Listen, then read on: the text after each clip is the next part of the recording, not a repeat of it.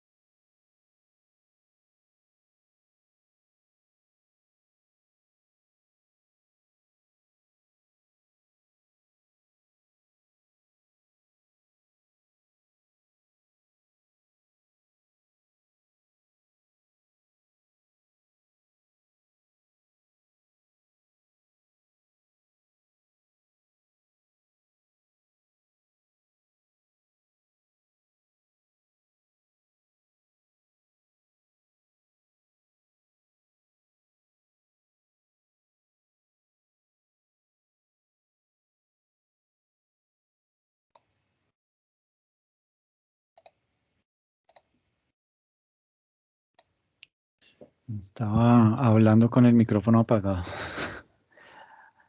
pero está prohibido que se burlen.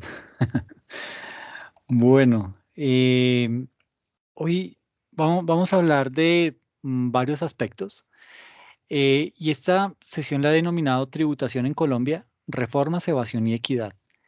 Eh, Mucho de lo que vamos a hablar en esta sesión van a encontrar alguna similitud frente a la actividad que vamos a desarrollar dentro de 8 días. De pronto voy a tocar algunas gráficas de una manera mucho más superficial porque dentro del conversatorio, pues vamos a profundizar en eso, ¿ok?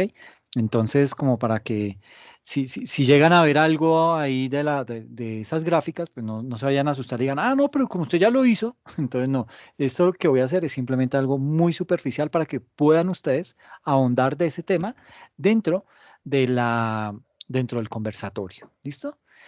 Bien, en ese orden de ideas, entonces vamos a hablar acerca de lo que es la estructura tributaria en nuestro país.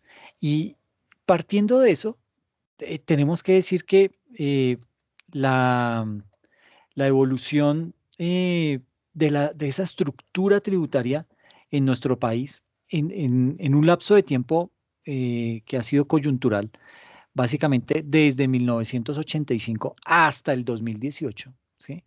Que es básicamente la época hasta donde hubo la última reforma tributaria y que está todavía vigente.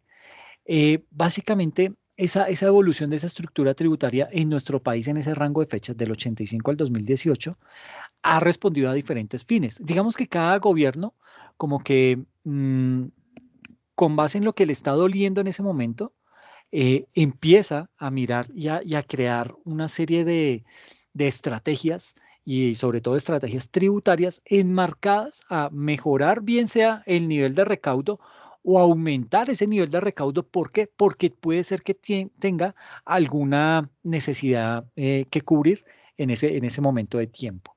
Entonces, básicamente, los principales ejes sobre los cuales se mueve una estructura tributaria va orientado en principio a estabilizar las finanzas públicas, y digamos que eso lo estamos viendo hoy en día con ese hueco fiscal que tiene el país. Mucho de eso, pues gracias a la deuda externa, deuda que hemos adquirido en dólares y que pues obviamente ha venido aumentando. Y hoy sí vieron la tasa de cambio, ¿no? 4.000 pesos. Entonces, bueno, 4.000 o 4.000 algo, ya no me acuerdo. Pero ya el hecho de llegar a esos extremos habla mal de nuestras finanzas. Y por eso muchas de esas reformas tributarias le apuntan en primera instancia a estabilizar las finanzas públicas vía una reforma tributaria. Un segundo aspecto que también se busca cubrir mediante ese mecanismo de reforma tributaria es la sustitución de impuestos externos por impuestos internos. Y un tercer aspecto fundamental y que motiva a crear una reforma tributaria es todo el tema de equidad, todo lo que tiene que ver con neutralidad.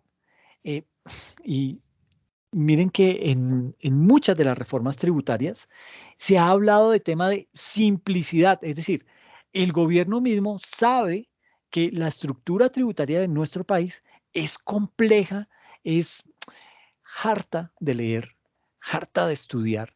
Entonces, se ha dado cuenta que adolecemos en Colombia de esa situación, de un sistema tributario muy complejo, paquidérmico, tan robusto que nadie lo quiere leer, y trata dentro de esas reformas tributarias de simplificar algunas cosas, ¿sí? No le ha salido muy bien, a ningún gobierno le ha salido bien ese tema, pero siempre ha sido uno de esos puntos que han querido atacar, darle algo más de simplicidad a la estructura tributaria en nuestro país.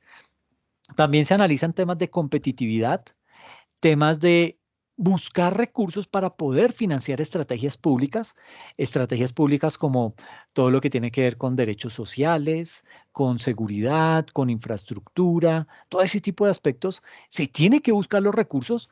¿Por qué? Porque en campaña ese gobierno prometió desarrollar tales y tales programas o prometió eh, implementar tales y tales políticas públicas. Y eso obviamente eso que se dice en campaña, ellos lo tienen que plasmar en documentos al cual le hacen seguimiento, y si no se cumple, pues digamos que va a tener un jalón de orejas por parte de alguna entidad que lo esté vigilando a ese presidente que fue nombrado vía ese proyecto que nos vendió y que por alguna razón está incumpliendo. ¿Ok? Entonces, digamos que para poder alcanzar esos objetivos, que se traza un gobierno, las reformas han utilizado distintos mecanismos. Eh, Unos mecanismos, algunos con impacto sobre el monto que se recauda, otros con impacto sobre disminución de la evasión y otros con impacto en la distribución del ingreso. Eh, y digamos que en esos aspectos hay tres periodos en los que se logra dividir lo que hoy conocemos como las reformas tributarias. Entonces, esos tres periodos son tres momentos de tiempo en los que se logra ubicar nuestro país, eh, y que cada uno tuvo unas características bien marcadas. La primera época es la que tiene que ver en el rango de fechas de 1985 a 1994. Esta, podemos decir que fue una década de reformas económicas y la nueva constitución. Obviamente, aquí se vio aspectos muy importantes, todo lo que fue el boom cafetero, pero también el boom del narcotráfico. Entonces fue el auge del cartel de Medellín, y ya empezamos a ver mucho dinero circulando. Entonces como que las cosas se veía que había mucho recurso, pero como que el gobierno se hacía el loco y decía, ay, ¿de dónde sale tanta plata? Y pues sí, todo era fruto del narcotráfico, pero también de las buenas cosechas que se tenían a nivel de café. Entonces, digamos que en ese periodo se llevaron a cabo grandes reformas. Una de esas fue la famosa apertura económica de César Gaviria en el 91, una apertura comercial que se hizo, eh, digamos que pagando el precio de inexperiencia, pagando el precio de una novatada gigante, en donde llevó a la quiebra a muchas empresas porque no tenían el músculo para poder competir con otras empresas que tenían no solamente músculo financiero, sino tenían toda la experticia para poder venir al país y llevar a la quiebra a ese tipo de negocios. Y básicamente, con todo ese tema de la apertura, digamos que se buscó sustituir impuestos a la actividad externa por, y por, digamos, gravar con impuestos la actividad que se desarrolla a nivel interno. Y por otro lado, pues la constitución política, ya como lo hemos visto en otras sesiones, esa constitución política del 91, ¿qué hizo? Activar el gasto social. ¿M? Y todo eso lo llevó a topes exorbitantes, ¿sí?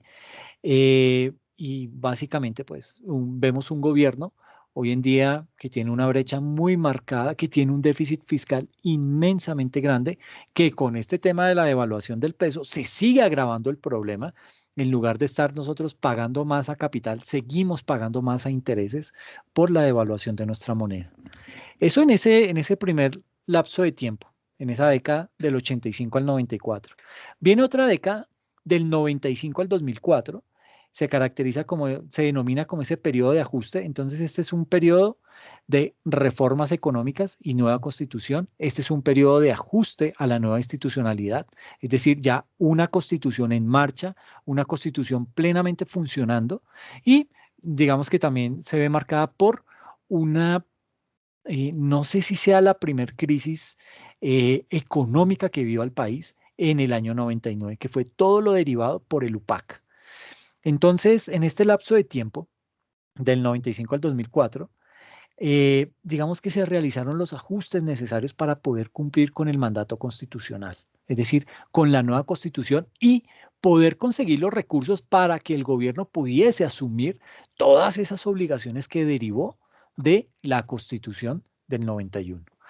En 1999, Colombia, pues digamos que ahí enfrentó la peor crisis económica de estos últimos tiempos, de esta época contemporánea. Todo lo que tuvo que ver con el UPAC, la desproporción de ese UPAC, en donde un padre de familia básicamente tenía que tomar una decisión y era o pago la cuota de la vivienda o alimento a mi familia. Y obviamente, pues uno con sentido común se va por la segunda. Yo prefiero alimentar a mi familia y comienzan a quedar mal las personas con el pago de esas cuotas porque los créditos se duplicaron gracias al UPAC. El UPAC se desorbitó completamente y eso llevó a que las personas no pudieran seguir pagando sus obligaciones. Entonces decidieron no pagar y seguir con su vida normal hasta que llegaba a puntos en los que venía el banco y los desalojaba. Obviamente todo esto derivó en una gran crisis económica de esa época. ¿Por qué crisis económica? Porque el sector financiero estaba perdiendo dinero, bueno, perdiendo dinero en el mejor sentido, porque nunca pierde.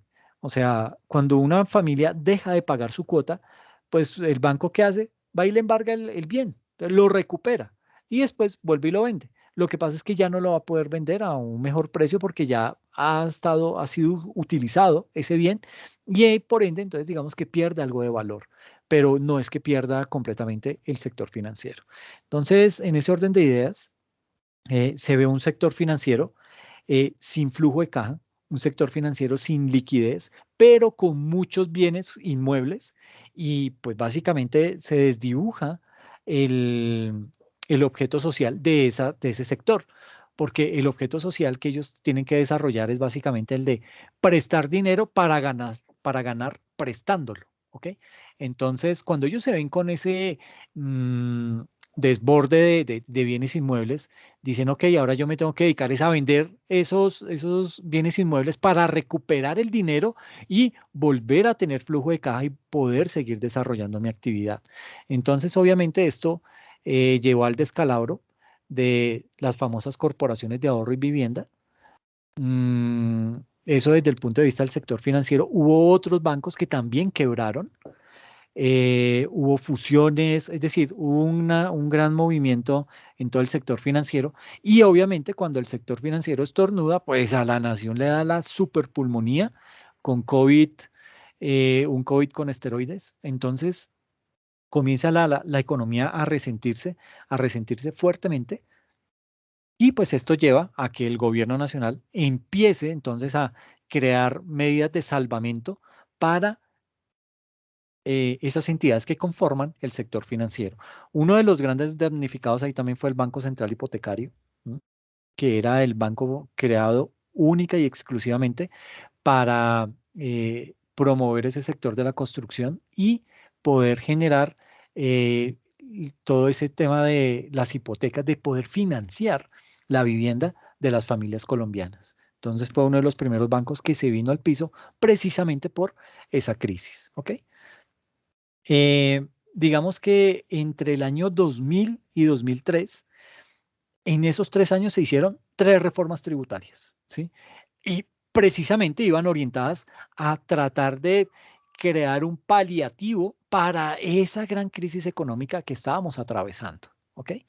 Entonces, encontramos un país afanado buscando recursos para tratar de salvar el sector financiero, le inyecta capital, lo saca del problema, ¿a costilla de qué?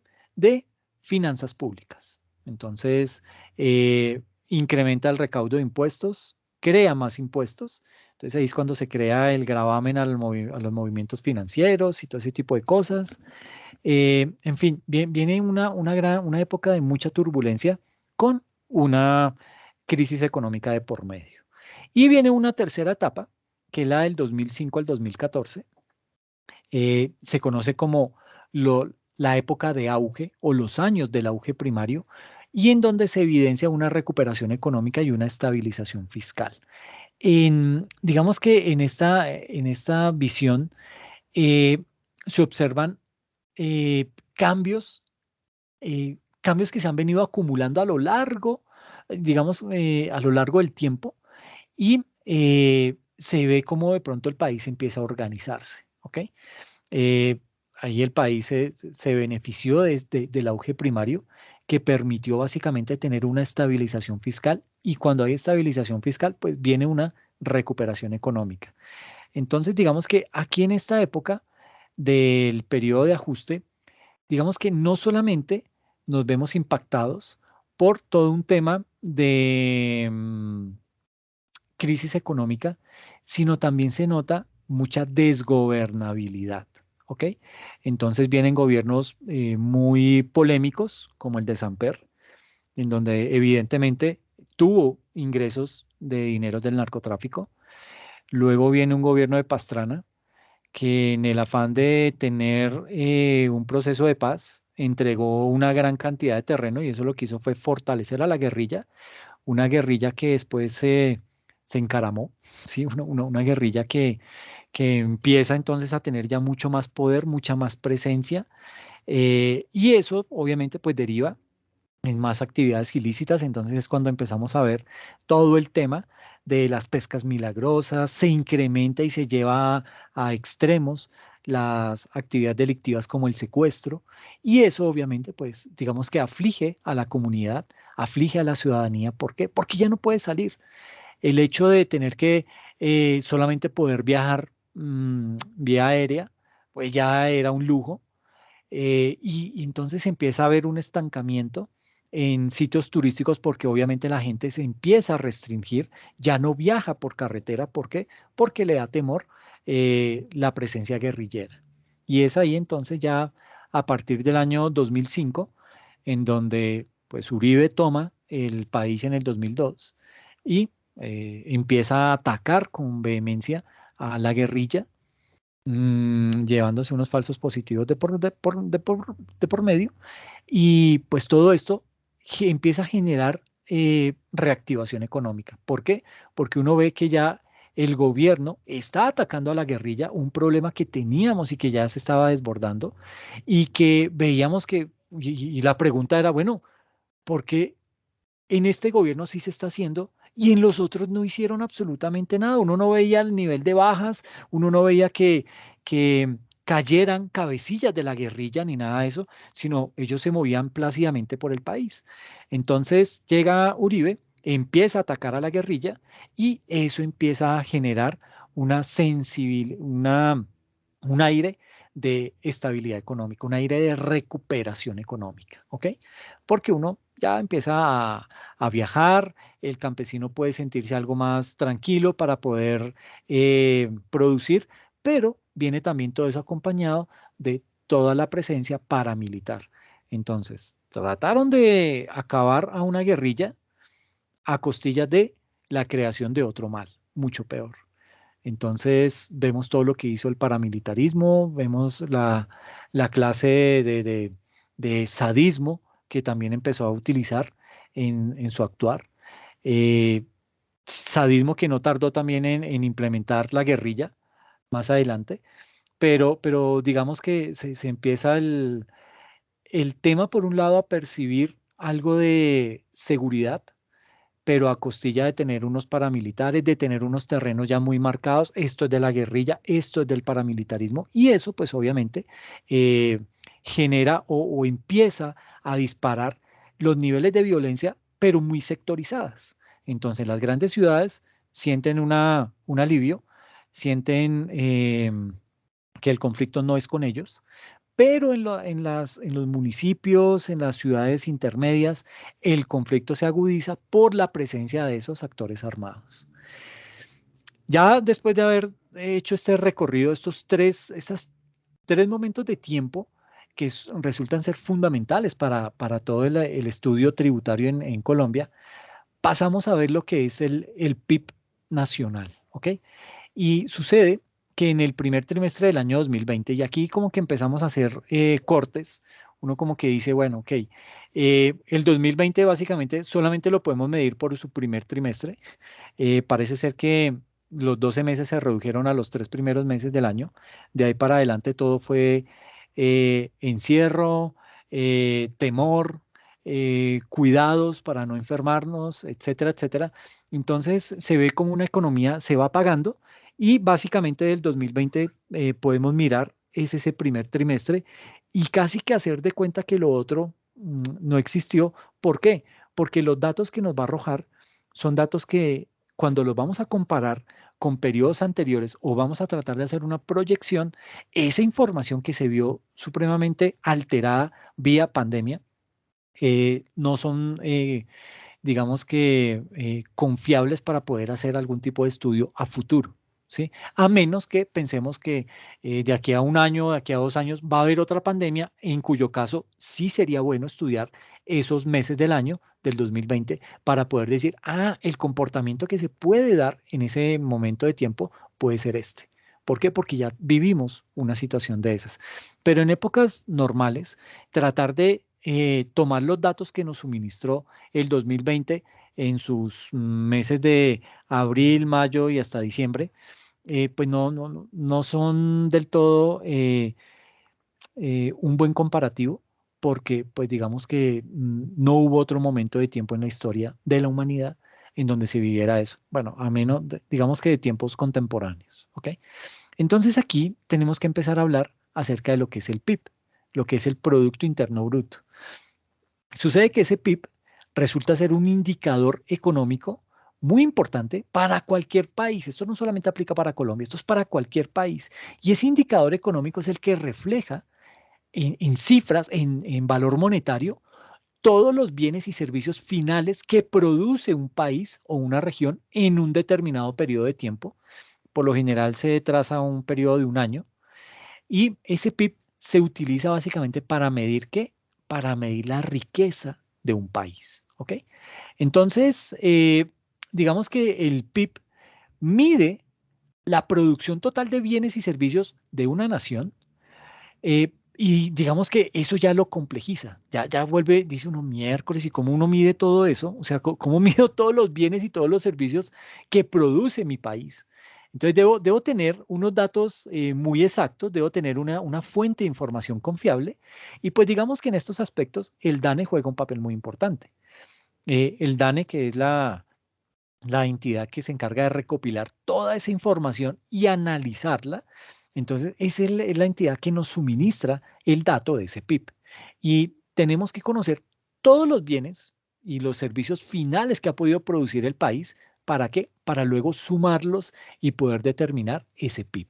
Es decir, la producción de manzanas, la producción de leche, la producción de libros, la producción de máquinas. Si fuéramos un país con actividad marítima, entonces la producción de barcos, la producción de aviones, todos esos productos que estamos en capacidad de producir, todo eso se debería sumar más los servicios que presta. Entonces, los servicios que presta, qué sé yo, el señor taxista, los servicios que presta el dentista, los que presta el abogado, etcétera, etcétera. Todos esos datos, pues hay que cuantificarlos, hay que agruparlos y con base en eso se empiezan a tomar decisiones. Pero hay algunos datos que no se incluyen y no se incluyen simplemente porque no se pueden contabilizar ni conocer. Por ejemplo, los bienes de autoconsumo o la famosa economía informal. Eso por poner un ejemplo, ¿ok? Entonces, ese tipo de cifras no se pueden medir, pero de lo contrario, todo lo otro que sí estamos en capacidad de medirlo es lo que se puede empezar a sumar y a poder calcular en cuánto está el PIB nacional. Entonces, aquí está una cifra, un dato histórico de cómo ha sido el comportamiento del PIB a lo largo de esos 6 años, del 2014 al primer trimestre del 2020. ¿Listo? Entonces, en ese lapso de tiempo podemos analizar que en el primer trimestre, Colombia, en el primer trimestre del año 2014, ha sido el máximo hito que hemos podido alcanzar en lo que se refiere a incremento del PIB en un periodo específico, específicamente en el primer trimestre del 2014, en donde el PIB nacional llegó a tener un crecimiento del 6.5. ¿Ok? Luego empezó a caer y luego en el 2015 ese PIB ya se encontraba en el 3%, o sea, por debajo de lo que había sido el tope máximo que habíamos logrado en el 2014, cae a menos de la mitad, cae al 3%. En el 2016 sigue cayendo al 2.1, es decir, perdimos 0.9 puntos porcentuales y eso pues ya en realidad empieza a hablar de una economía en recesión. Caer del 6.5 al 3 ya habla mal de la economía, pero si seguimos cayendo, pues el tema sigue empeorando. Entonces llegamos al 2017 con una caída del PIB del 1%, ¿sí? Y comienza a haber una leve recuperación en el primer trimestre del 2018, en donde el PIB sube 0,8 puntos porcentuales, pasa del 1 al 1.8 y ya en el primer trimestre del 2019 empieza una reactivación y ya vemos cómo del 1.8 pasa al 2.9, pero en el 2020 viene la caída al 1.1%, ¿ok? Casi al más bajo histórico que teníamos en ese lapso de tiempo que había sido el 1, en el 2020 logramos llegar al 1.1. Y eso aquí, pues juegan muchos factores. Juegan todo lo que tiene que ver con el conflicto interno, tiene que ver también con el desarrollo económico, las políticas públicas que implementa un Estado, todo lo que tiene que ver con acuerdos comerciales, crear incentivos para que haya inversión extranjera en el país. Todo eso hace que ese PIB se pueda proyectar y se pueda decir el crecimiento en términos de PIB para tal año es de tanto. Y eso es lo que de pronto hoy en día tiene medio aruñando a Colombia, ahí como que lograr agarrarse de esos estudios que muestran que Colombia puede ser uno de los países que va a tener un mejor repunte en temas del PIB nacional en comparación a otros países de la región. Entonces, eso es como que de pronto esos estudios le dan un aire nuevo a la economía nacional y de pronto manda un mensaje de confianza a esos inversionistas extranjeros para que digan, ah, bueno, ya hay estudios que muestran que Colombia va a ser el país que mejor va a tener un crecimiento, que va a salir más rápido de la crisis y que su comportamiento va a ser hacia el alza. Entonces, eso manda ese mensaje de credibilidad y de confianza al inversionista extranjero. Entonces, el PIB se convierte en esa métrica que nos mide no solamente con otras economías, sino que permite ver qué sectores que conforman esos indicadores están siendo más golpeados o se están viendo más afectados. ¿Ok? Entonces hay que entrar a analizar por qué cayó en el 1.1 y todos sabemos que esto, pues la pandemia comenzó en diciembre, entonces ya se empieza a resentir la economía, todo el mundo comienza a tomar acciones, ya se disminuye la inversión precisamente porque la gente no sabe qué va a pasar, ¿sí? No sabe si la pandemia se va a expandir, no sabe si la pandemia la van a poder controlar en China. Entonces en diciembre había mucho escepticismo y recibimos el nuevo 2020 con crisis en Italia, crisis en España, los muertos se dispararon, era una pandemia totalmente incontrolable que generó pánico a nivel de todas las economías, llevando a que toda la humanidad se encerrara. ¿Ok? Y eso es grave, ¿sí? Somos tan vulnerables que nos pudieron encerrar a más de 7.000 millones de habitantes durante 4 o 5 meses. Entonces, eso son situaciones que hay que entrar a mirar muy bien. Pero bueno, sucede que ese PIB pues nos va mostrando, digamos que son indicadores, son cifras que nos va mostrando la economía, el crecimiento de la economía y es lo que sirve también para que el Estado vaya haciendo proyecciones. Dice, ok, si el PIB nacional va a crecer al ritmo de un 2.5%, entonces yo voy a poder incrementar el- los impuestos, voy a poder mirar qué tipo de estrategias voy a empezar a crear. ¿Por qué? Porque ya tengo una cifra que me dice cuál va a ser el crecimiento de la economía de mi país y con base en eso yo empiezo a crear ese tipo de estrategias. Entonces, digamos que un aspecto importante es también no solamente el PIB, sino el recaudo de los impuestos. Es decir, qué tan eficiente resulta ser el gobierno nacional para efectuar el recaudo de los impuestos. Entonces, ese recaudo de impuestos por parte del gobierno nacional, digamos que ha venido creciendo, pero se ha mantenido en un crecimiento sostenido, ¿sí? Y eso lo viene trayendo desde hace muchos años.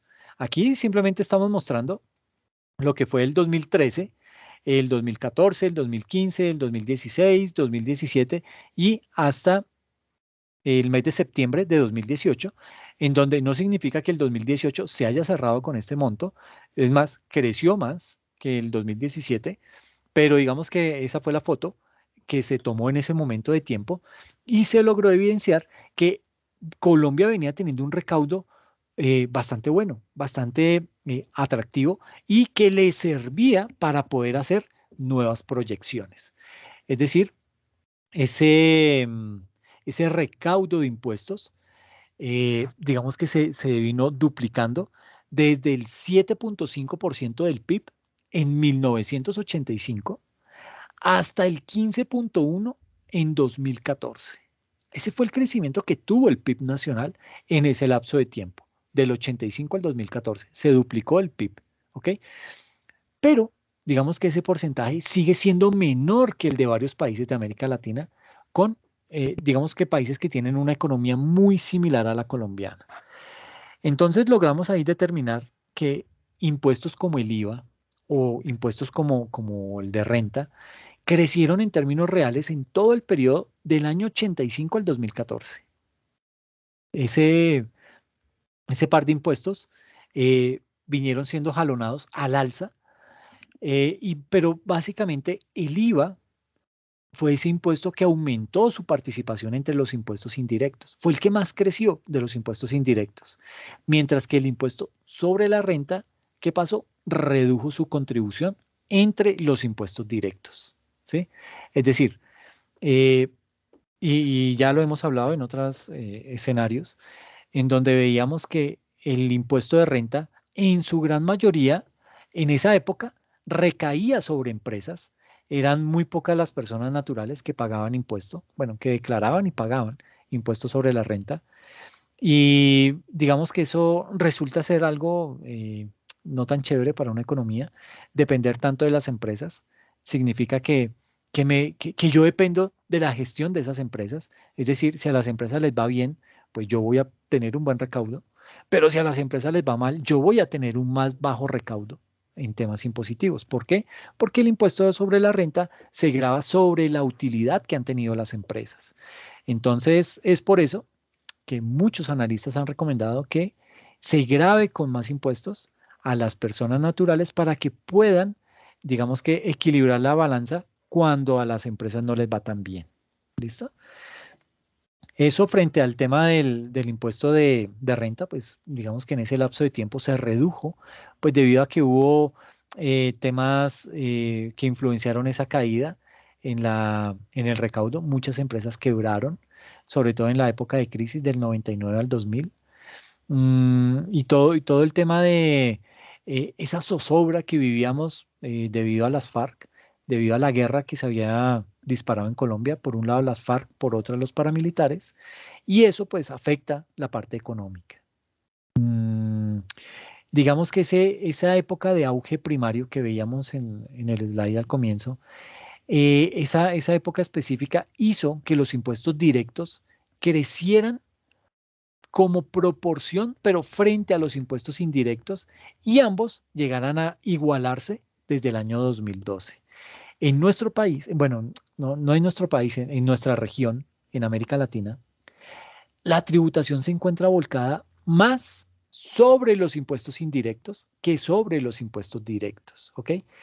Aunque hay que recalcar que el recaudo de los impuestos directos aumenta más aceleradamente, o sea, eh, si bien es cierto, se recauda poco a nivel de, digamos que sí, se recauda poco desde el punto de vista del impuesto sobre la renta, pero eso poco que se recauda es muy eficiente en el recaudo. Es decir, se logra recaudar un mayor porcentaje de empresas o de personas jurídicas que tienen que pagar impuesto que frente al recaudo que se tiene que hacer vía los impuestos indirectos. ¿Por qué?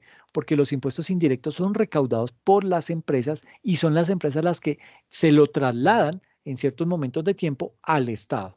Y el Estado, pues digamos que ahí es cuando en ese cruce de cuentas dice, ah, señor justo y bueno, usted me está debiendo tanto por tema de recaudo de IVA. Por favor, me lo devuelve. Y de pronto de uno le dicen, ay, me da pena, señor gobierno, pero es que tengo unas obligaciones, es que lo de las protestas y es que la pandemia. Entonces, ese tipo de cosas hacen en muchas ocasiones que de manera abusiva las empresas utilicen ese dinero que le pertenece al Estado, porque lo que estaba haciendo esa empresa era recaudando ese impuesto para luego trasladárselo al Estado.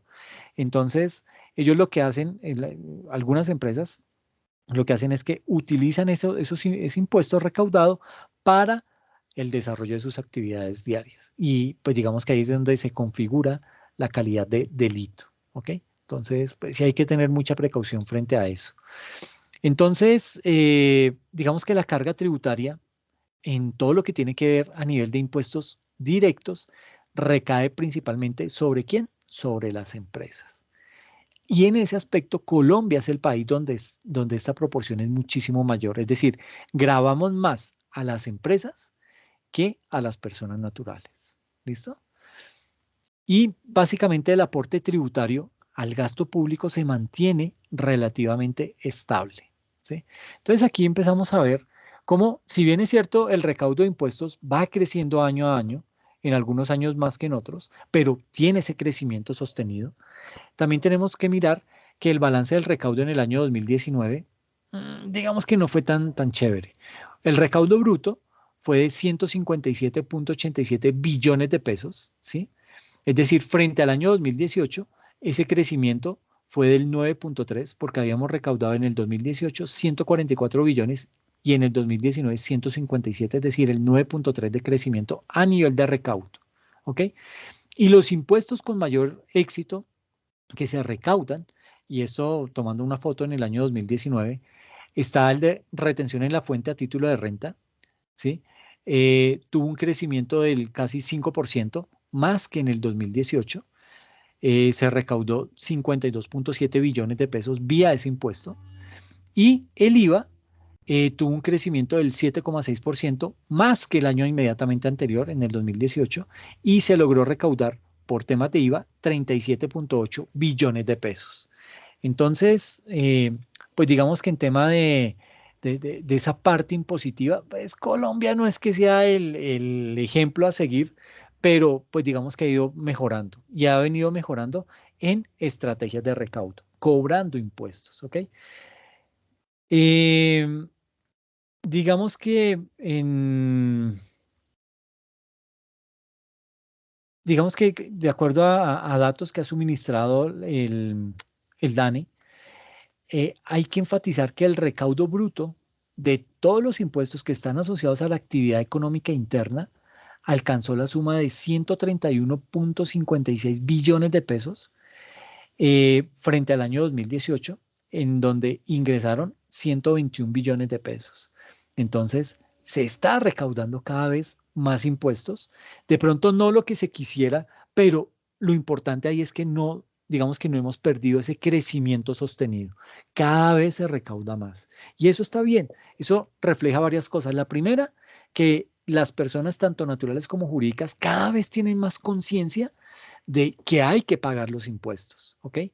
Llámele por solidaridad, llámele por evitar una sanción, póngale el apellido que quiera, pero básicamente cada vez más las personas, tanto naturales como jurídicas, que tienen que pagar algún tipo de impuesto, cada vez lo hacen con una mejor convicción. Y eso es sano, pero todavía falta muchísimo, ¿sí? Colombia debería estar recaudando muchísimo más dinero por concepto de impuestos y eso desde hace muchísimo rato, pero vemos que hay grandes retos por resolver. Eh, de todos los impuestos que recauda el país, digamos que el comportamiento del recaudo por retención en la fuente fue el que mejor comportamiento tuvo. Tuvo un crecimiento del 5% en comparación al año 2018. Se logró recaudar 52,7 billones de pesos, ¿ok? Eh, mientras que en el año 2018 apenas se lograron recaudar 50,27 billones de pesos, ¿no? Entonces, pues eso habla bien que es el impuesto indirecto que mejor se recauda. Y en segundo lugar, se ubicó todo el tema del IVA. El IVA se logró recaudar 37 billones de pesos, tuvo un crecimiento de 7,6% más que en el año 2018 y que en ese año 2018 el recaudo fue apenas de 34,48 billones de pesos. Eso indica que el recaudo por concepto de impuesto de IVA cada vez va creciendo mucho más. También hay que resaltar lo que hace relación al recaudo de los impuestos que están asociados a una actividad específica, al comercio exterior. Esa actividad presentó un crecimiento, digamos que los impuestos que que genera el comercio exterior presentó un crecimiento del 14% en comparación con el año inmediatamente anterior, con el 2018, y pasó a registrar unos ingresos de 26 billones de pesos. Eso en temas de comercio exterior para un país tercermundista ubicado en una región mala, pues resulta ser bastante bueno. Y digo ubicado en una región mala por los vecinos. Ya tenemos vecinos que no ayudan mucho, un Venezuela, ¿sí? Eh, vecinos, un Ecuador pues es muy difícil tratar de hacer acuerdos con ellos, un Perú que tiene mucha inestabilidad política, un Bolivia que también tiene mucha inestabilidad política. Ha logrado tener estabilidad con Evo Morales, pero cada vez da más miedo Evo, ¿sí?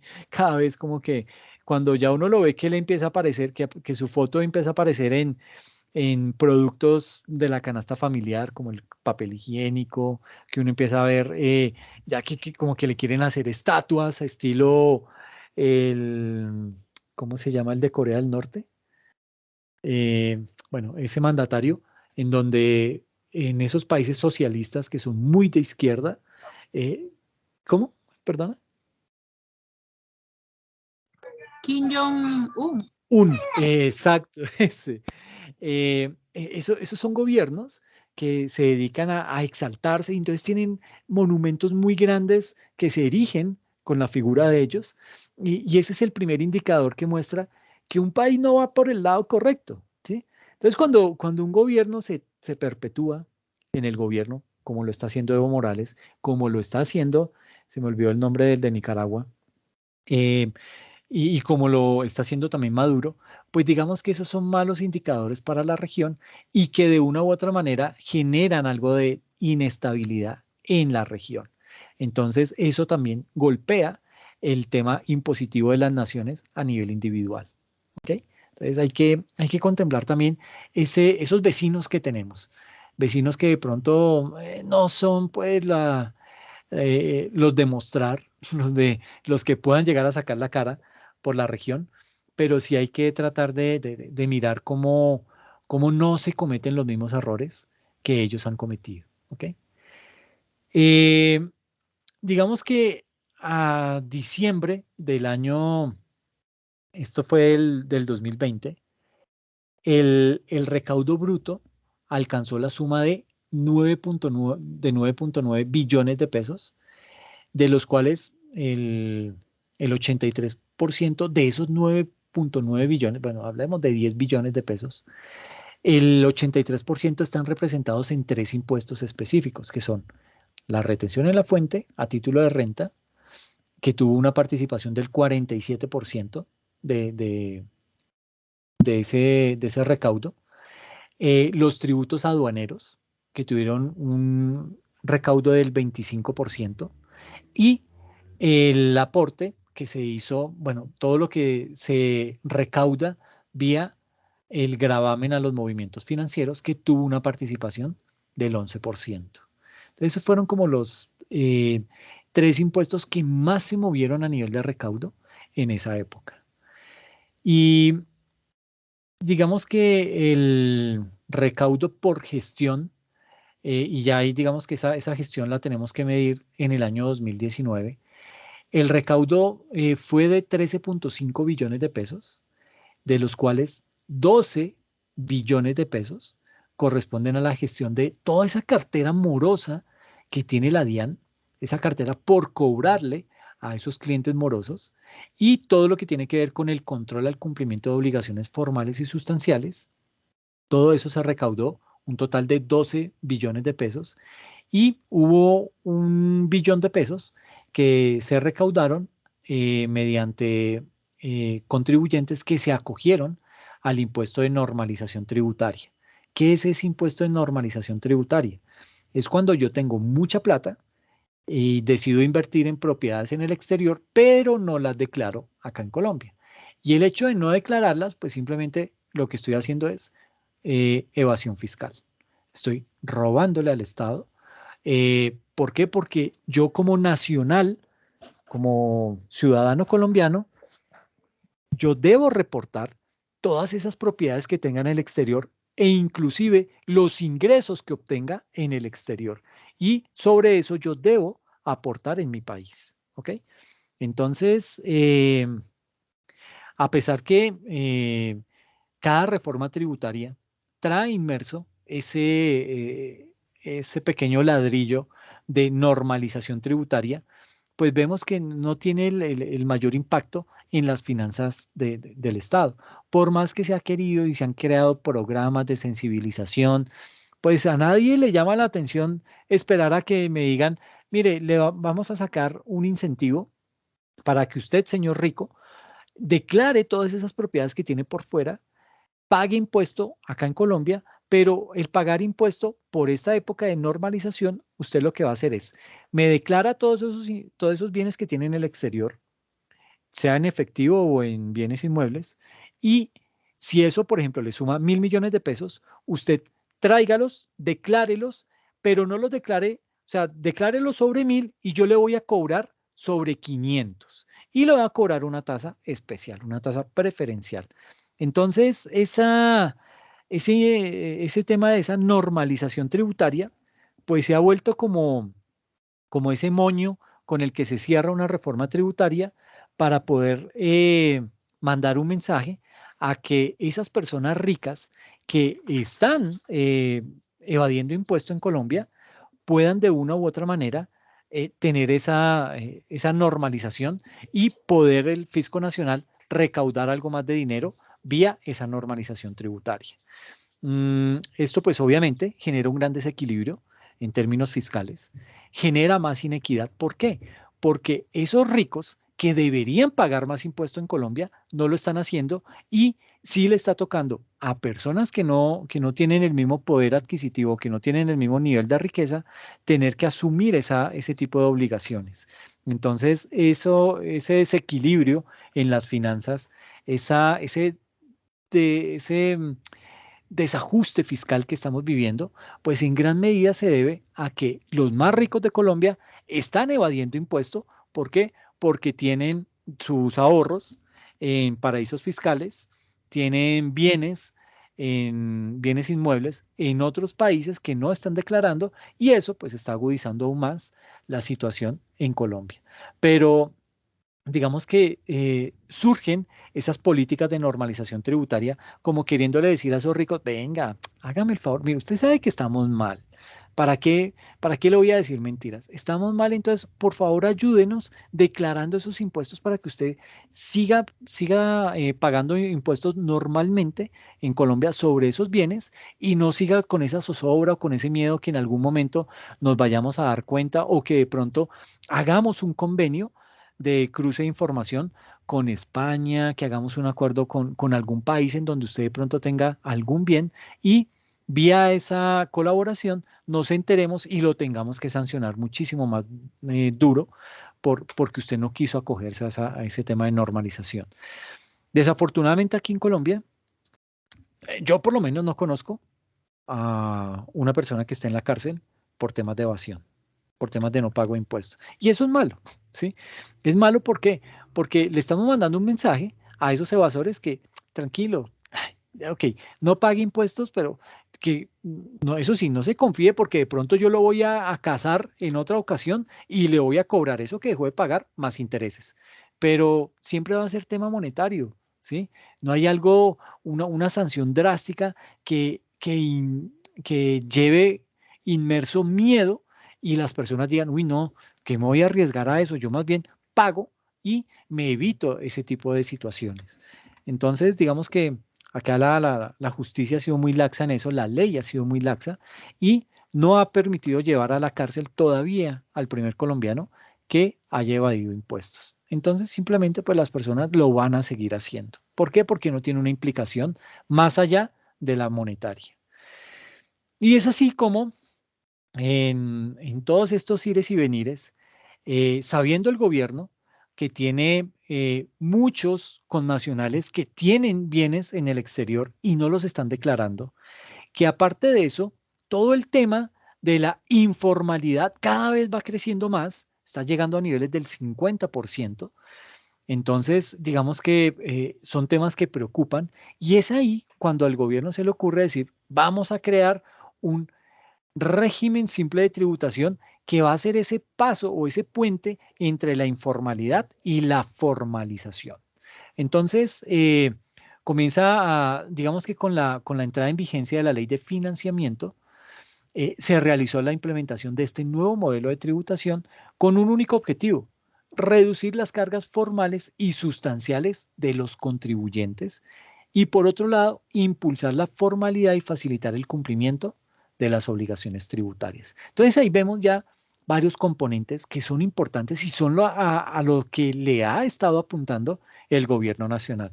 El primero de ellos es reducir de cierta medida las cargas formales a los contribuyentes, es decir, que usted no tenga que pagar un impuesto exagerado, sino que usted pague lo justo. Eso es lo que busca ese régimen simple de tributación.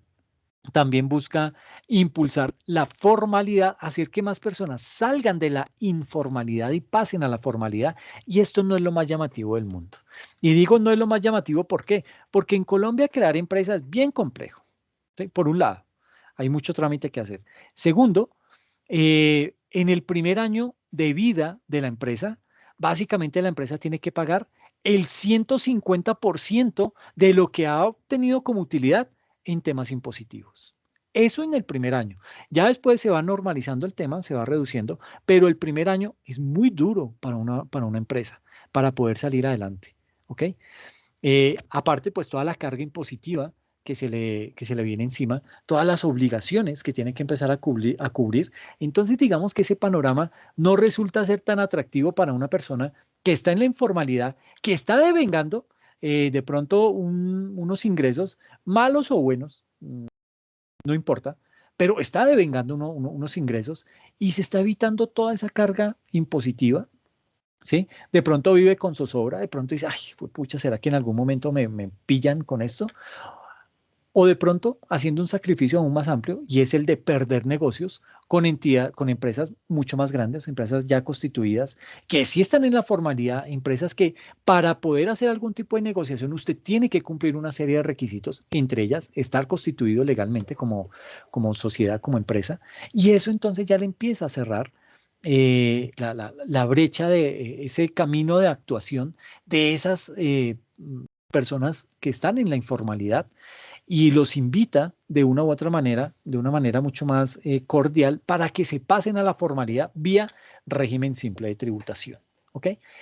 Básicamente, en el año 2019 fueron 8.630 contribuyentes quienes optaron por ese régimen simple de tributación, es decir, dar el salto a la formalidad. ¿Sí? Por medio de ese nuevo régimen, la DIAN logró recaudar 72.879 millones de pesos. Entonces, esta jugada sí le funcionó a este gobierno.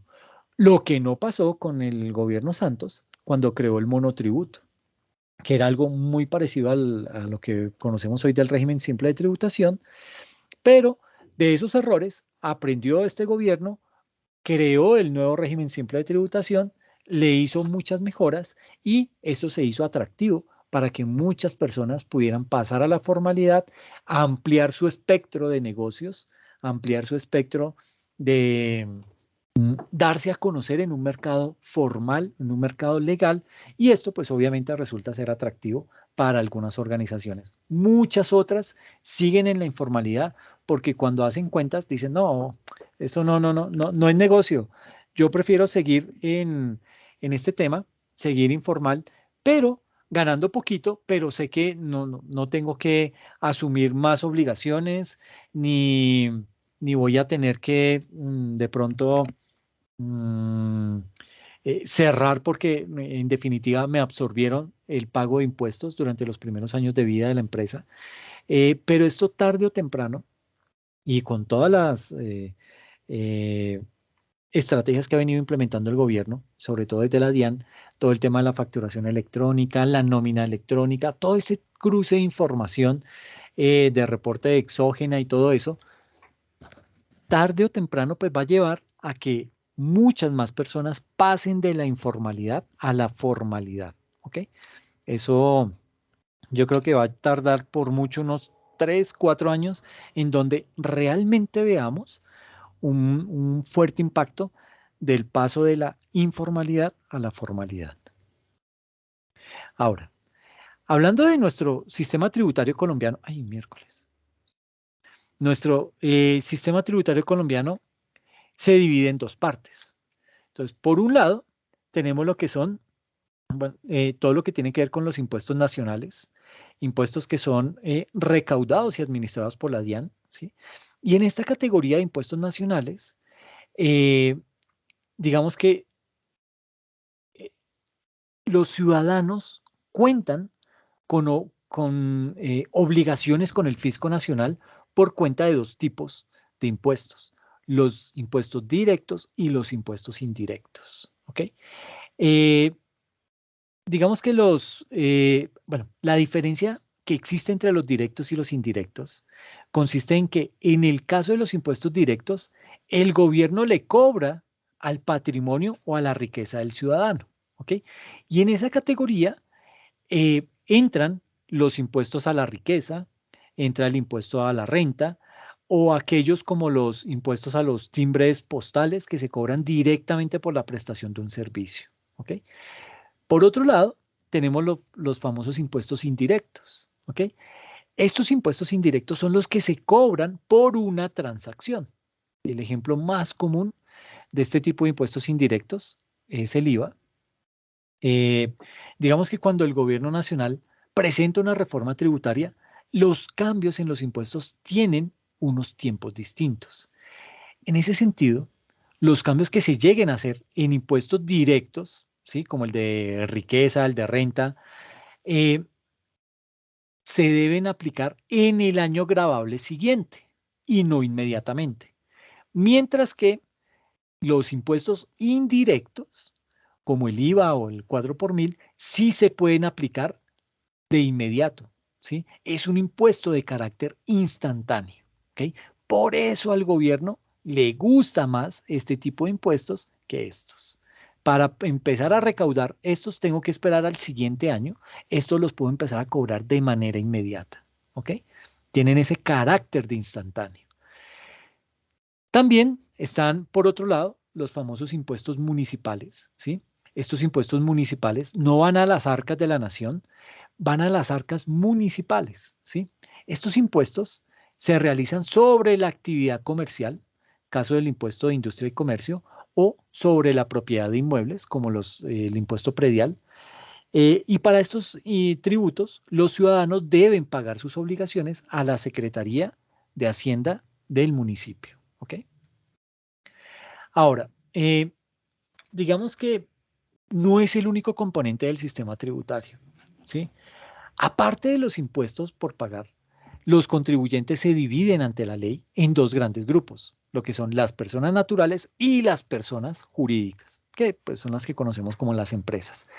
Con la reforma tributaria del año 2012, se cambió todo el régimen de personas naturales y en el fondo tuvo muchas cosas interesantes que digamos que apuntaban a la equidad con el tema de la creación del IMAN y del IMAS. No sé si lo recuerdan, pero digamos que las interpretaciones de la DIAN y algunos fallos de la Corte Constitucional apuntaron a que ese sistema no se entendió, las personas se confundieron, declararon mal, etcétera, etcétera. Entonces, ¿qué hicieron? Lo echaron abajo.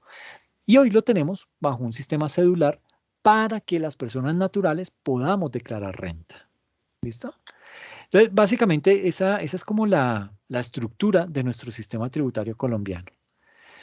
Mm, y digamos que volviendo al tema del PIB, es decir, de todo lo que tiene que ver con la economía, y una economía que está medida por el PIB, por el Producto Interno Bruto, eh, digamos que la economía produce alrededor de 700 billones de pesos. En eso, en 750 billones de pesos, si alguien me puede ayudar ahí a consultar cuál es el PIB nacional a hoy, que creo que está en el orden de los 750 billones de pesos.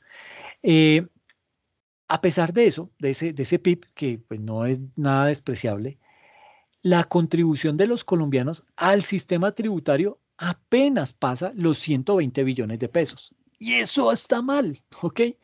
Digamos que eh, el recaudo se ha concentrado en 3.300 grandes contribuyentes, o sea, las empresas más grandes del país, que están cuantificadas en esa cifra en 3.300 grandes empresas. Esas grandes empresas, esos grandes contribuyentes, aportan el 48% de los ingresos por concepto de tema de recaudo impositivo. ¿Ok? Entonces, mire que las cifras no están del todo, bueno, no son muy concordantes. Tenemos un PIB del orden de los 750 billones de pesos, pero apenas por concepto de recaudación de tributos, estamos recaudando apenas 120 billones de pesos. Es decir, no alcanza a ser ni siquiera el 20% de lo que es el PIB nacional. Estamos por el orden del 18%. Entonces, nótese el desbalance tan terrible que tenemos ahí. Y aparte de eso, digamos que el recaudo se ha concentrado en las más grandes empresas del país, empresas que están aportando el 48% de los ingresos por concepto de tributos al país. Entonces, cuando en un país la mitad del recaudo lo hace el sector empresarial, estamos jugando con fuego. ¿Y por qué estamos jugando con fuego? Porque dependemos de la gestión de las empresas, dependemos de las utilidades de las empresas. Y si se nos presenta un año igual de malo como fue el 2020, pues imagínense cómo pueden estar las finanzas del país, ¿ok? Entonces, aquí simplemente volver a ver ese comportamiento del Producto Interno Bruto cómo creció en el 2014 y empieza una caída descolgada para tener unos pequeños repuntes entre el año 2018 y 2019 para finalmente caer en el 2020. ¿Listo? Digamos que el sistema tributario, que pues obviamente es de las principales fuentes de ingresos del país, tiene un retorno efectivo que se debe trasladar en el funcionamiento del Estado, ¿sí? Es decir, todo eso que yo recaudo vía ingresos para la nación, yo tengo que destinar una gran parte, una gruesa parte, al funcionamiento del Estado. Pagarle a los servidores públicos, pagarle a, es decir, seguir cubriendo obras sociales, todo ese tipo de situaciones generan el más alto rubro a nivel del recaudo de impuestos que hace el gobierno nacional. Entonces también lo tiene que destinar a todo ese tema de programas sociales, ¿listo? Y en este punto, digamos que la DIAN en algún momento se manifestó frente a que la importancia de pagar los impuestos, básicamente esa importancia radica en que los aportes proporcionales a ingresos y a patrimonio de cada persona, ese monto contribuye a garantizar la sostenibilidad fiscal y esa sostenibilidad fiscal a la vez posibilita la provisión de los bienes públicos de todos los ciudadanos, ¿sí? Bienes públicos como construcción de obras de infraestructura, es decir, carreteras, escuelas, hospitales, todo el tema de la justicia que está por el piso en nuestro país, una justicia que goza de una credibilidad muy baja, pero hasta eso, allá hay que cubrir obligaciones y esas obligaciones se cubren vía recaudo de impuestos, ¿ok?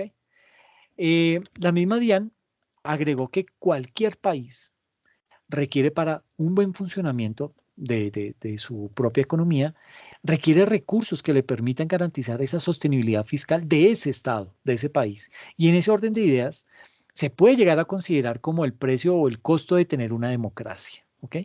Son 9 impuestos en total los que el ciudadano le paga a la DIAN.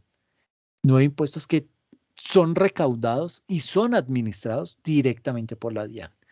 Entonces, digamos que la apuesta por conseguir más recursos, eh, digamos que ese es el gran reto que tiene el gobierno, poder conseguir muchos más recursos. Y en ese orden de ideas, digamos que todos los sectores económicos del país llegan a un punto en común, que uno de los principales retos para la administración tributaria corre básicamente por cuenta de aumentar la base gravable, ¿sí? Es decir, subir el número de contribuyentes. Eso es básicamente esa conclusión a la que han llegado esos gremios, esos estudiosos de la parte tributaria, que mientras en Colombia no se aumente la base gravable, es decir, que más personas estén en capacidad de pagar impuesto, no vamos a salir de esta situación. ¿Ok? Mm, Ahí hubo un integrante de la comisión de expertos en Colombia y él decía que la presión tributaria, si bien ha aumentado gradualmente, es decir, ha aumentado al 14,1% del PIB, termina siendo insuficiente ¿para qué? Para poder financiar todas esas funciones que debe cumplir el gobierno, ¿sí? Todos los servicios que debe prestar y los derechos que debe proteger, conforme a esos acuerdos esenciales que tiene inmersa la Constitución del año 91. Y ese se convierte en el gran reto que tiene hoy por hoy el gobierno nacional. Entonces aquí ya tenemos que dar un salto a lo que era la ley de financiamiento, ¿sí? Ley de financiamiento que duró un año. ¿Por qué? Porque tuvo vicios al momento de aprobarla.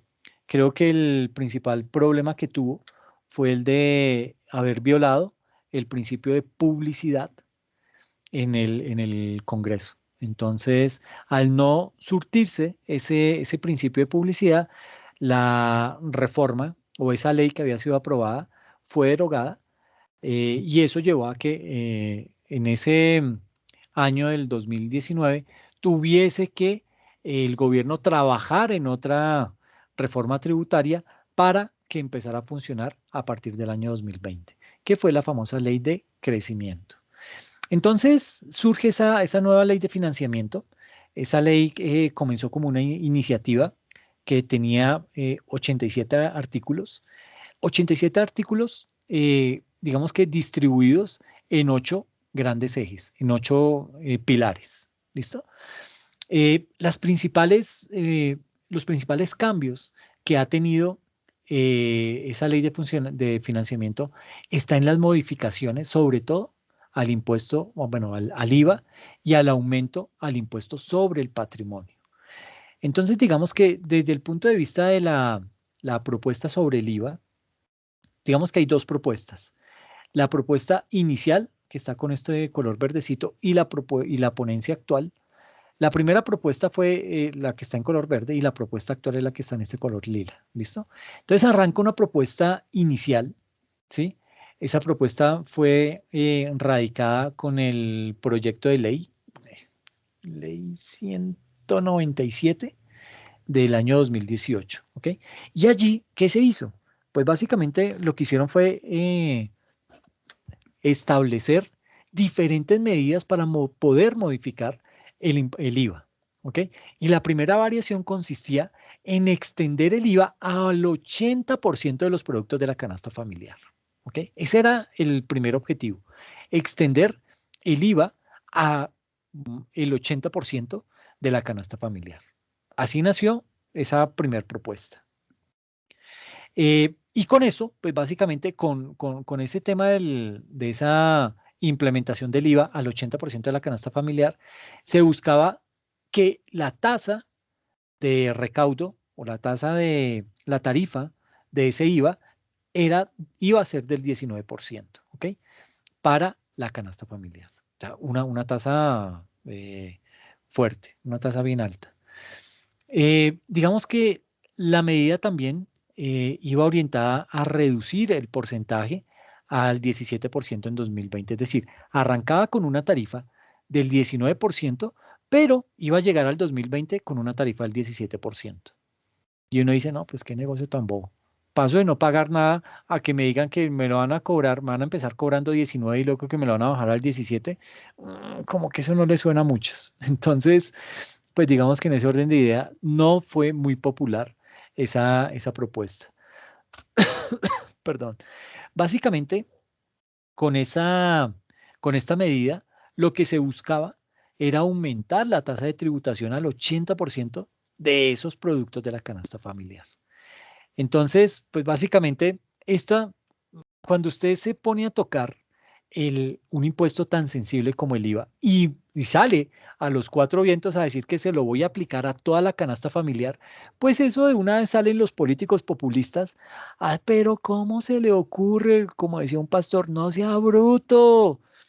O sea, ¿cómo va a hacer eso? ¿Sí? Entonces, obviamente, todos los sectores políticos que hicieron se unieron contra esa propuesta y la calificaron de una vez como una propuesta dañina para los ingresos de la clase media. ¿Ok? Eh, y entonces surgen una nueva propuesta. Entonces dicen, no, no, esto es totalmente absurdo. ¿Cómo? ¿Pero en qué cabeza cabe que le vamos a cobrar IVA a la canasta familiar? Entonces salen otros actores más populistas. Por ejemplo, sale el congresista, este es un congresista del Partido Conservador, se llama Hernando Arana, y dice que el IVA no se va a tocar. O sea, aquí en la ponencia actual ya no nos vamos a meter con el IVA. Aquí ese gobierno injusto, gobierno inquisidor, que quería grabar la canasta familiar, nosotros no la vamos a tocar. ¿Ok? Y eso, digamos que en ese orden de ideas, cuando se ve el gobierno acorralado, porque comienzan a salir críticas de todo lado, a decirle, pero ¿cómo va a ponerle IVA a la canasta familiar? ¿Sí? Entonces, un poquito como en acorralo, como que un gobierno acorralado, dice, oiga, no, ¿sabe qué? Yo más bien, en consenso con los partidos políticos, decido quitar esa propuesta que habíamos hecho, ¿ok?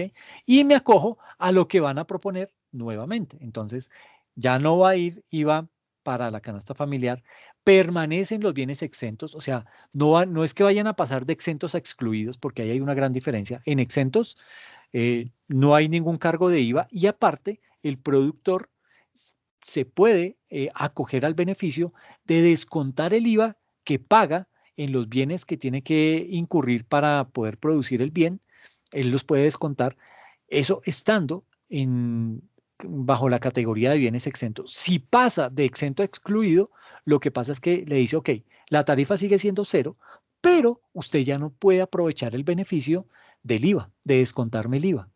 Es decir, usted va a tener que pagar ese IVA y por lo general esa persona, como ve que ahora se lo van a cobrar, entonces se lo va a trasladar al consumidor final. Es decir, se va a incrementar la canasta familiar. Entonces dicen dos cosas. La primera, que no va a haber IVA para la canasta familiar y segundo, que no van a ponerse a jugar trasladando bienes de exentos a excluidos. ¿Ok? En donde el IVA, pues básicamente se lo van a transferir a las personas, a los consumidores finales. ¿Ok? Entonces, básicamente, eh, bueno, y surge una posibilidad de grabar nuevos bienes, de grabar otros bienes con el IVA. Entonces, digamos que el IVA no es de por sí ese impuesto más chévere, el impuesto más popular, no, es el impuesto más impopular, es ese impuesto que nadie quiere ver, es ese impuesto que cada que en una reforma tributaria lo nombran, como que uno dice, miércoles otra vez se van a meter con este tipo de impuestos, nos quieren arruinar, ¿sí? Eso es lo que uno piensa cuando surge ese tipo de propuestas, ¿ok? Hubo otro senador, él es del, del famoso partido Cambio Radical, se llama Richard Aguilar, eh, dijo que va a mantener la exención a los productos que fueron listados en el proyecto de reforma, es decir, no van a pasar de bienes exentos a excluidos. Y eso es bueno, ¿listo? Otra de las reformas que se establecieron en este impuesto particular fue la de cambiar la forma de tributación para las bebidas y la cerveza. ¿Ok? Entonces, ahí como que uno dice, ay, pero estos son los amigos y ¿cómo así? Muestre a ver, ¿qué se van a inventar? Sucede que ante la caída de la ampliación de la base gravable, o sea, del IVA, que ya como no lo podía, ya no lo pueden trasladar a la canasta familiar, entonces el gobierno comienza desesperado a buscar a qué sí se lo aplica. Entonces el gobierno presenta la creación de un impuesto plurifásico, ¿sí? Ese impuesto plurifásico, ¿qué hace? Básicamente cobra a toda la cadena productiva de las bebidas no alcohólicas, le cobra ese IVA, ¿ok? Y con esa medida, el gobierno pretende aumentar el recaudo en 1 billón de pesos anuales, ¿sí? Esa propuesta del IVA plurifásico fue aprobada por la mayoría de los congresos, de los congresistas ponentes, ¿ok? Fue un tema al cual le hicieron mucho lobby estas grandes empresas productoras de este tipo de bienes se dedicaron a hacer mucho lobby para tratar de tumbar eso, pero a la larga no lo pudieron hacer. Desde el punto de vista del impuesto de renta, ¿sí? La renta a las personas naturales, eh, vemos ahí que ese era el segundo pilar, ¿sí? de esta ley de financiamiento. Básicamente, la reforma que buscaba, pues buscaba establecer una tarifa única del impuesto sobre la renta para las personas naturales. Y gracias a eso, se ampliaría la base de tributación para las personas que residan en Colombia. Pues este punto, digamos que por consenso, los ponentes de la iniciativa establecieron una serie de tarifas progresivas que, digamos que se destinarían a las personas cuyos ingresos sean superiores a los 40 millones de pesos. Y para esas personas establecían un impuesto del 35%, el cual aumentaría progresivamente. Y las personas que tuvieran unos ingresos mayores a 50 millones de pesos pagarían un 37% y aquellas que tengan unos ingresos superiores a 105 millones, pues van a tener que pagar un impuesto del 39%. O sea, eso es progresividad. ¿Listo? En la medida en la que un impuesto se cobra a medida que va aumentando el nivel de ingresos de la persona, eso es progresivo y eso es sano. Dime, perdona, perdón, es que se te escucha entrecortado.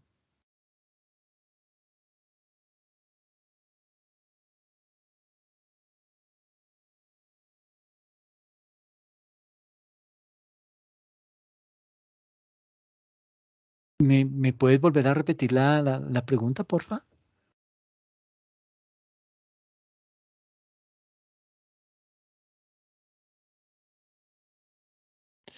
Ok, bueno, esperemos si de pronto por chat nos la escribe. Ahora sí, Profe, que cuéntame. percibe el audio que se corta. Sí.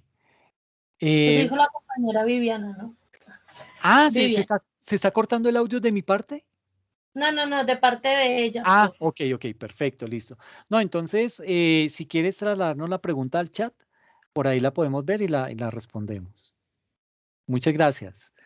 Entonces, sí, básicamente que eh, la propuesta inicial era tener una tarifa única de impuesto sobre la renta a las personas naturales y lo que decidieron hacer fue decir, no, no, no, mire, esto en realidad no nos va a ayudar.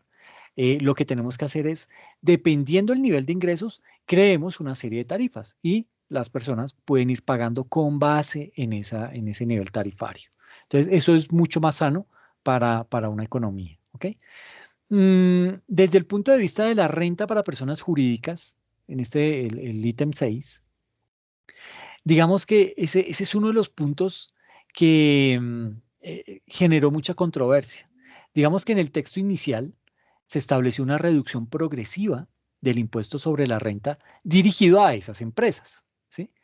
Y básicamente a empresas que realizan actividades comerciales y productivas en Colombia. Y la propuesta es, o era, reducir anualmente la tasa del 33% hasta el 30%.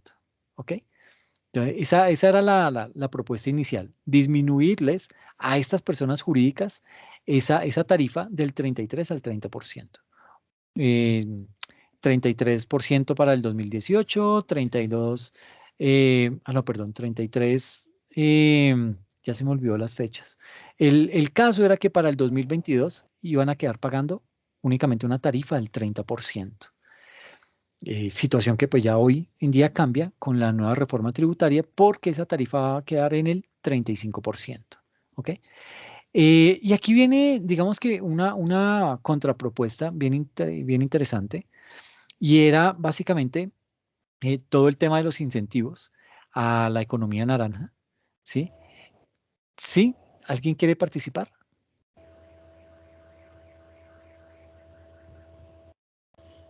Hola.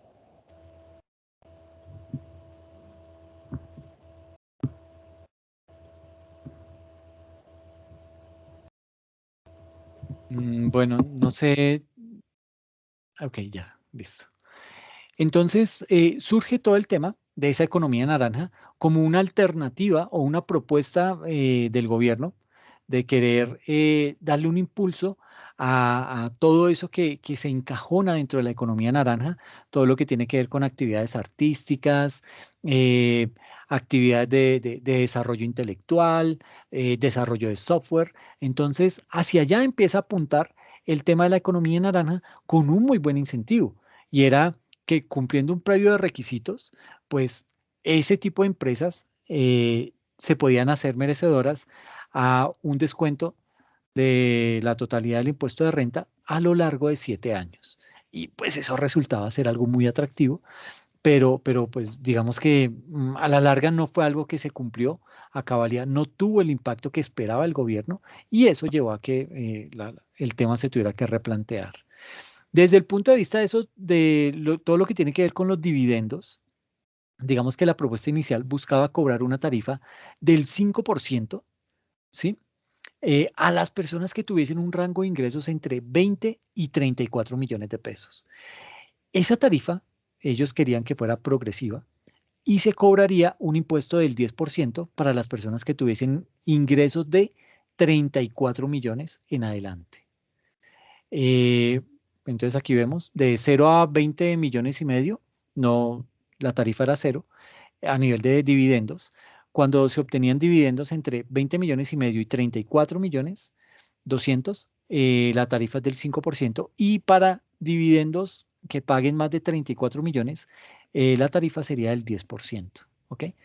Pero entonces esa no funcionó, se creó una nueva propuesta y estableció una nueva tarifa de todo el que tenga unos dividendos por 10 millones de pesos o superiores, tendría que pagar una tarifa del 15%. ¿Ok? Entonces se perdió esa progresividad, bajaron drásticamente el monto o la base gravable y ahí pues digamos que más personas se vieron afectadas por ese tema de los dividendos. Em, digamos que a nivel de pensiones, y que es un tema que genera también mucho, eh, son temas muy impopulares. Frente al tema de pensiones, la propuesta que había hecho el gobierno buscaba grabar las pensiones cuyo monto mensual fuera de 4.800.000. O sea, toda pensión que recibía mensualmente 4.800.000 o más iba a quedar grabada con un impuesto. ¿Sí? Y también digamos que buscaba establecer una tarifa de retención en la fuente del 30% para las personas que tuviesen ingresos pensionales superiores a 5,5 millones mensuales. Es decir, a las personas que eh, ostentaban cargos de magistrados, de senadores, todo ese tipo de personas eran las que tenían que pagar ese tipo de impuesto. Y eso, pues a mí se me hacía bueno. Pero bueno, digamos que son de esas propuestas que son impopulares y que es muy fácil que no calen en la población. ¿Por qué? Porque ellos no dicen, es que van a grabar las pensiones de este monto hacia adelante. No, ellos dicen, van a grabar todas las pensiones. Y como somos una sociedad que no leemos y aparte nos quedamos solamente con la información que logramos captar en 10 segundos del noticiero, ¿sí? O en el peor de los casos lo que hacemos es que le creemos a un meme. Entonces nos quedamos con esa información tan corta y creemos que esa es la verdadera información. Y no, era simplemente tratar de grabar esas pensiones que eran muy altas. Y eso se me hace bueno, que esas personas paguen impuesto. No, no, no, ¿qué malo tiene eso? Pero cuando a usted le dicen, no, no, no, pilas, que es que van a grabar todas las pensiones. Imagínese usted trabajando toda la vida para que tenga que seguir pagando impuestos cuando lo pensionen. No, no, no, eso está mal. Pero es manipulación de esas personas que se ven afectadas. ¿Ok? Entonces comienzan a generar esa desinformación y esa desinformación nosotros como ciudadanos se la compramos y ahí es en donde pecamos, ¿ok? Entonces son temas que hay que tratar de digerir un poco más. Entonces surgen legisladores en donde dicen, no, no, no, espere un momentico, las pensiones no se tocan, ¿sí? Y eso lo dijo el senador Hernando Arana, es conservador, y él sí dijo, no, mire, mire, con las pensiones no se me van a meter. Eso fue uno de los puntos en los que indiscutiblemente todos los partidos se pusieron de acuerdo para eliminarlo.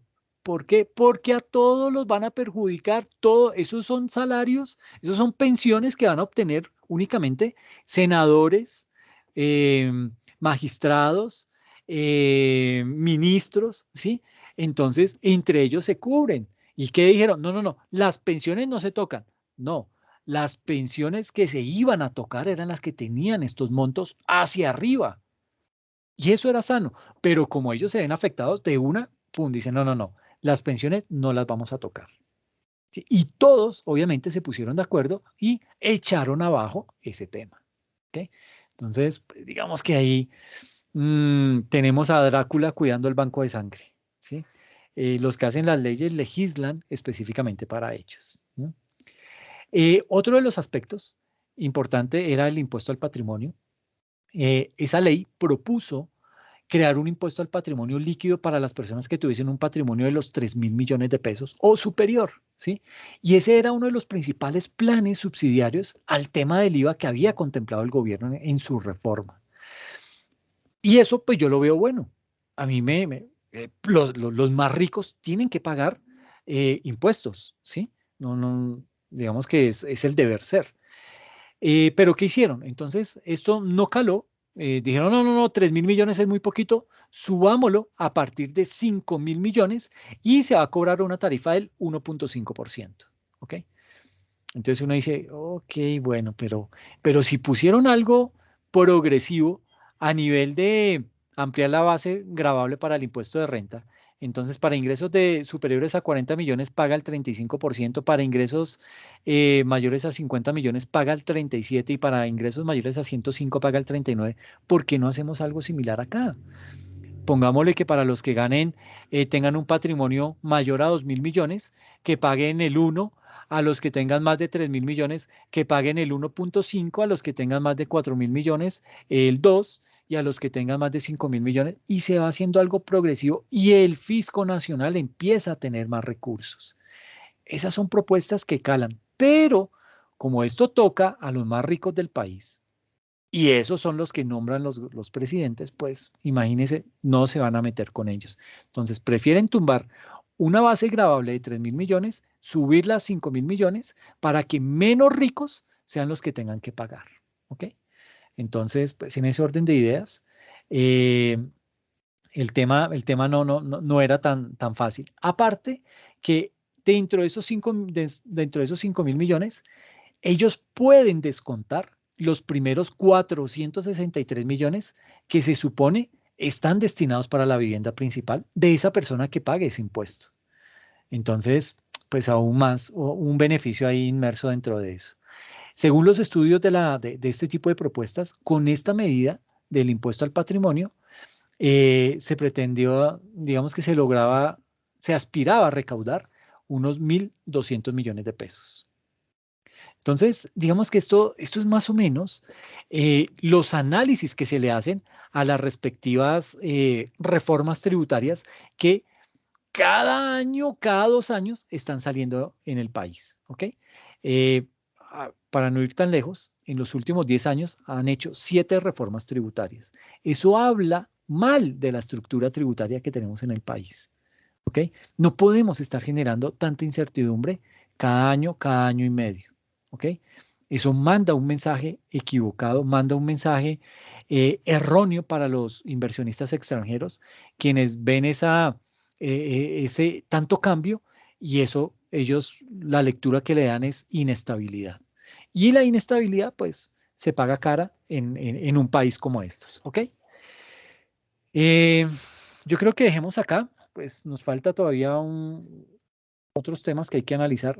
Este era el tema de la diapositiva, pero dejémoslo ahí y lo discutimos entonces en el conversatorio. ¿Ok? Recuerden, no tienen que entregar actividad. Vamos a hacer un conversatorio que lo vamos a desarrollar el próximo martes en nuestra sesión sincrónica. La metodología es que yo voy a realizar las preguntas en desorden, no van a estar en el mismo orden. Yo voy a decirles, mire, fulano de tal, bueno, ¿quién tiene a cargo tal pregunta del grupo 1? Entonces, esa persona responde, da esa respuesta. La del grupo 2 entra a debatir o a decir si está de acuerdo o no está de acuerdo o a complementar esa pregunta y así vamos a seguir desarrollándolo con el resto de preguntas, ¿ok? Recuerden que la mitad de la nota la da la intervención de la persona en la pregunta que le corresponde y la otra mitad le da las intervenciones que haga en las otras preguntas. Eso es muy importante. No se vayan a quedar solamente estudiando el tema de su pregunta, porque solamente va a sacar la mitad de la nota.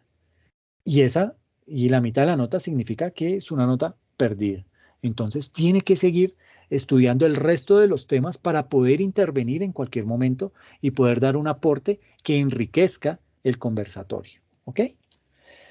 Y el día sábado y el día domingo va a estar habilitado en la plataforma el examen. Entonces, para que también lo tengan presente. Examen sábado y domingo y el conversatorio el día martes. ¿Listo? No sé si tienen alguna duda, alguna pregunta al respecto. No, señor, por el momento. Ok, Yuri, gracias. Profe, pues aprovechando que está mi compañera Yuri conectada, era para pedirle pues el número, porque es la única persona que me falta en mi grupo para tener contacto como para el tema de las preguntas. Y estábamos revisando que son 11 preguntas, entonces a cada compañera le tocaría más o menos de a 2, ¿cierto, profe? Sí, así es, Lady. Ok. Oye, Ok. quiero hacer una acotación ahí, y es que digamos que los capitanes, a los capitanes les voy a dar un puntaje adicional en la medida en que su grupo responda bien. Es decir, aquí van muchas cosas que van orientadas a que a la gestión de ese capitán. Yo nombré 2 capitanes al azar, sin preguntarles ni nada de eso, simplemente los señalé, pero digamos que el trabajo de ese capitán se ve reflejado en la forma en que responde su grupo, en la forma en que articula, en la forma en que gestiona ese grupo de trabajo y lo saca adelante. ¿Ok? Entonces es muy importante que tengan eso presente. Los 2 capitanes van a tener un punto adicional en la medida en que sus grupos, en que los participantes de su grupo respondan bien las preguntas, hagan una buena participación. Es muy importante que el grupo, si ve que de pronto algún integrante no le está yendo bien en la pregunta, pues entren a respaldarlo, ¿no? No lo pueden dejar morir. ¿Por qué? Porque eso puede llegar a afectar en la nota a todos los participantes. Recuerden que esto es un conversatorio y lo estamos trabajando en grupo. Entonces, hay que ayudarnos para poder sacar el tema adelante, ¿listo? No sé si me hice entender al respecto, Lady. Sí, profe, eso ya lo tenía en cuenta porque ya en una materia anterior habíamos trabajado un conversatorio y pues se trata de que, bueno, si por problemas de conexión, como les comentaba a mis compañeras, esa persona se fue del conversatorio, pues que otra persona la pueda apoyar mientras ella restablece la conexión, ¿sí? O si, digamos, ya no tiene al respecto qué más argumentar y le están el otro grupo como preguntando cosas y ella se queda corchada, pues que otra persona también la pueda apoyar. De hecho, el capitán también puede intervenir, ¿cierto, profe? No hay problema en que el capitán intervenga. No, claro, el capitán juega un papel muy importante en el desarrollo de la actividad, no solo articulando a sus integrantes, sino también en la participación, porque el capitán debe responder también una pregunta. Entonces, no es solamente que el capitán diga, no, yo ya organicé a mi equipo, les distribuí las preguntas y ya problema de ellos. No, el capitán también tiene que responder una de las preguntas y posiblemente no alcancemos a abordar las 12 preguntas que están planteadas, ¿sí?